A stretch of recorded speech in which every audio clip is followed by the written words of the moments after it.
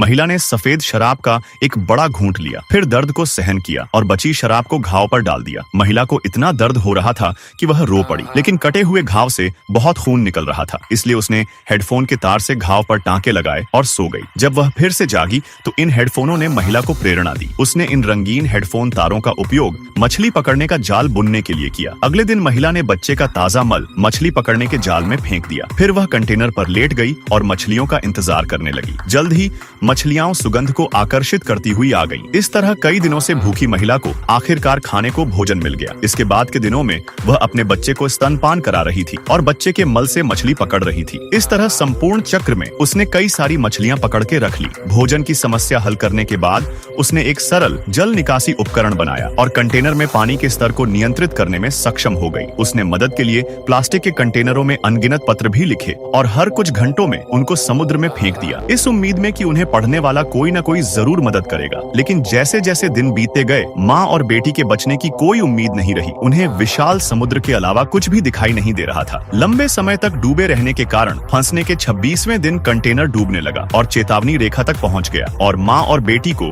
उसमें से बाहर निकलना पड़ा। जैसे ही महिला यह सोच रही थी कि रात को कैसे बचेगी, एक सीगल पक्षी कंटेनर के ऊपर से उड़कर आया, जिसका मतलब था कि जमीन पास में थी। रात के समय कंटेनर का प्रवेश द्वार अचानक पानी के बहाव से खुल गया और समुद्र का पानी तेजी से कंटेनर में भरने लगा। कंटेनर को तेजी से डूबने से बचाने के लिए महिला ने छेद को बंद करने के लिए नीचे उतरने की तैयारी की, लेकिन जैसे ही वह नीचे आई, कंटेनर झुकना शुरू हो गया। इसी समय बच्चे की नाव भी तेज बहाव के साथ समुद्र में बह गई। मामला और भी बदतर हो गया जब महिला इतनी घबरा गई कि घबराहट में उसके पैर रस्सी में उलझ गए। कंटेनर जब पूरी तरह से समुद्र में डूबने वाला था, महिला ने एक खंजर निकाला और सीधे रस्सी को काटने के लिए पानी में गोता लगाया। जब उसका दम घुटने वाला था तो उसने रस्सी काट दी और महिला तैरकर वापस सतह पर आ गई और वह अपनी बेटी की तलाश करने लगी। उसे उम्मीद नहीं थी कि घनी अंधेरी रात और समुद्र के लगातार उतार चढ़ाव के कारण वह अपनी बेटी को ढूंढ पाएगी। महिला बहुत चिंतित हो गई और ऊंची आवाज में अपनी बेटी का नाम पुकारने लगी, लेकिन तभी उसकी आवाज सुनकर एक विशाल व्हेल वहां आ गई। यह देखकर महिला जल्दी से भाग गई, लेकिन वह कितनी भी तेज तैरे, वह व्हेल से आगे नहीं निकल पाई। सौभाग्य से व्हेल बस पास से गुजरी और उसने उसे चोट नहीं पहुंचाई। ऐसा लग रहा था